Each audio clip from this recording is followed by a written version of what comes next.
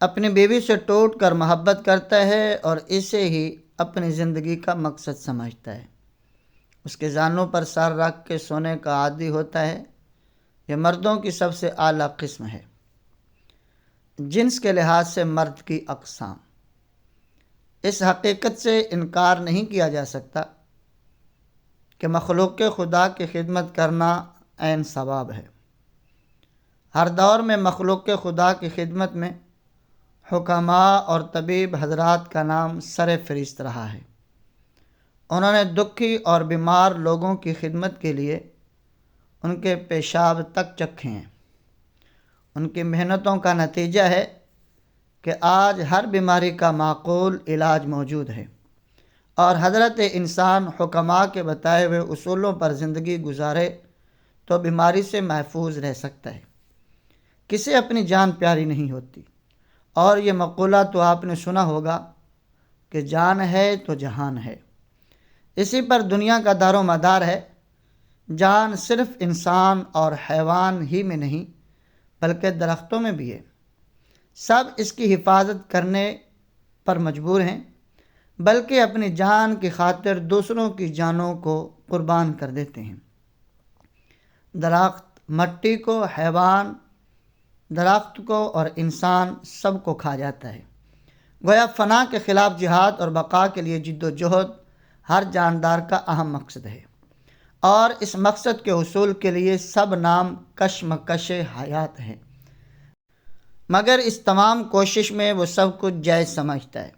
اس جہاد اور جد و جہد کا نام کشمکش حیات ہے، مگر ہر جاندار کو کوشش اور کشمکش کے باوجود فنا سے دوچار ہونا پڑتا ہے، بلکہ ہر چیز پانی ہے۔ جاندار جب یہ تغیر و انقلاب دیکھتا ہے تو اس کے خلاف جنگ کرتا ہے۔ اس جنگ میں براہ راست کامیاب نہیں ہوتا تو کامیابی کی ایک اور راہ نکالتا ہے، اولاد پیدا کرتا ہے، اپنی نسل کے ذریعے زندہ رہنا چاہتا ہے۔ دنیا میں اس کا نشان اور نام زندہ رہے۔ نام کو زندہ رکھنے کے لیے وہ شادی کرتا ہے۔ انسان جو اشرف المخلوقات ہے، اس کو محبت کو اس کا ذریعہ بناتا ہے۔ چنانچہ جب بچہ بڑا ہو کر جوان ہوتا ہے تو اس کے اندر ایک طوفانی طاقت ٹھاٹھے مارنا شروع کر دیتی ہے۔ اس کے اندر ایک خواہش پیدا ہوتی ہے، ایک امنگ اٹھتی ہے، ایک نہ دبنے والا جذبہ اور نہ رکنے والا جوش اس کے سینے سے اٹھتا ہے۔ وہ خود اس بات سے قاصر ہوتا ہے کہ یہ سب کچھ کیا ہے۔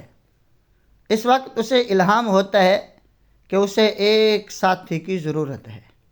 مرد عورت کی طرف اور عورت مرد کی طرف کھنچی چلی جاتی ہے۔ یہی وہ ایام ہوتے ہیں جب نوجوان راستے سے بھٹک جاتے ہیں۔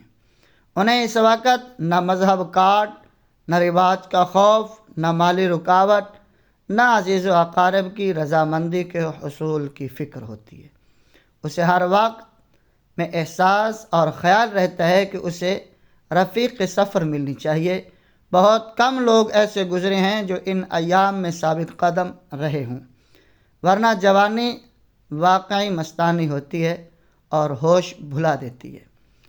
بچہ جب بلوغت کو پہنچتا ہے تو پھر وہ تسکین کے نت نئے طریقے ایجاد کرتا ہے۔ اغلام بازی، مشت زنی اور زنا کا سہارا لے کر دن گزارتا ہے، اپنی اچھی خاصی زندگی کو روک لگا دیتا ہے۔ آپ آگے ان بیماریوں کا مفصل حال سنیں گے۔ چونکہ یہ تمام فعل مرد انجام دیتا ہے، اس لیے پہلے مردوں کی قسموں پر روشنی ڈالی جاتی ہے۔ ویدک کی پرانی کتابوں میں مردوں کی 4 اقسام بتائی گئی ہیں۔ ان 4 قسموں کو جانوروں سے تشبیہ دی گئی ہے۔ آئیے ان 4 قسموں کے متعلق جانتے ہیں کہ وہ کون سی ہیں اور ان کی کیا علامات اور کیا خصوصیات ہیں۔ نمبر 1، شناس۔ مرد کی اس قسم کو خرگوش کی قسم سے تشبیہ دی گئی ہے۔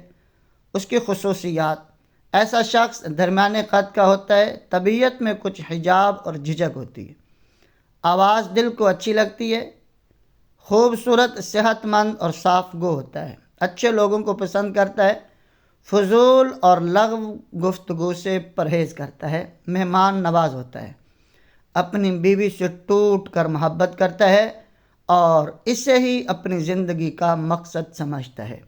اس کے زانوں پر سر رکھ کے سونے کا عادی ہوتا ہے۔ یہ مردوں کی سب سے اعلیٰ قسم ہوتی ہے۔ نمبر 2، مرگ۔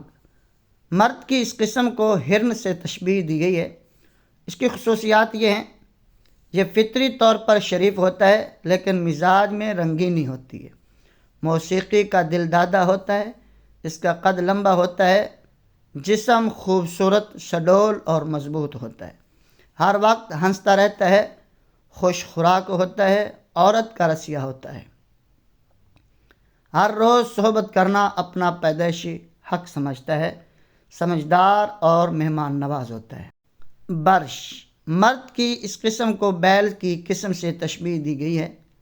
اس کی خصوصیات یہ ہیں: اس کا قد لمبا اور رفتار تیز ہوتی ہے۔ رنگ بالکل سیاہ، جلد موٹی اور کھردری ہوتی ہے۔ سارے عیبوں کا رسیہ ہوتا ہے۔ جسم موٹا ہوتا ہے۔ ہر وقت جنسی پریشانی کا شکار رہتا ہے اور کسی دم بھی سیر نہیں ہوتا۔ شراب اور زنا اس کی کمزوری ہوتی ہے۔ مردوں کی یہ قسم غیر مطمئن زندگی گزارتی ہے۔ نمبر 4، آشو۔ مرد کی اس قسم کو گھوڑے کی قسم سے تشبیہ دی گئی ہے۔ اس کی خصوصیات یہ ہیں: یہ بیل کی طرح ڈھیلا ڈھالا لیکن مضبوط اور جفا کش ہوتا ہے۔ اس کا اوپر کا دھڑ لمبا اور ٹانگیں چھوٹی ہوتی ہیں، اس لیے اس میں شرم و حیا کم ہوتی ہے۔ عورت اس کی کمزوری ہوتی ہے۔ عورت کے ایک اشارے پر قربان ہو جاتا ہے۔ گناہ کی زندگی گزارنے سے نہیں گھبراتا۔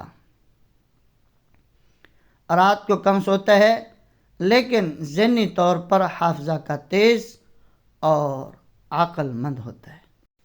پرائیویٹ موٹیویشن کے ڈیئر ویورز، ہماری آپ سے ریکویسٹ ہے کہ اگر آپ ہمارے یوٹیوب چینل پر نئے ہیں تو لازمی طور پر ہمارے چینل کو سبسکرائب کر کے نوٹیفیکیشن آن کریں تاکہ ہماری ہر آنے والی ویڈیو آپ تک بر وقت پہنچ سکے اور آپ اس سے فائدہ حاصل کر سکیں۔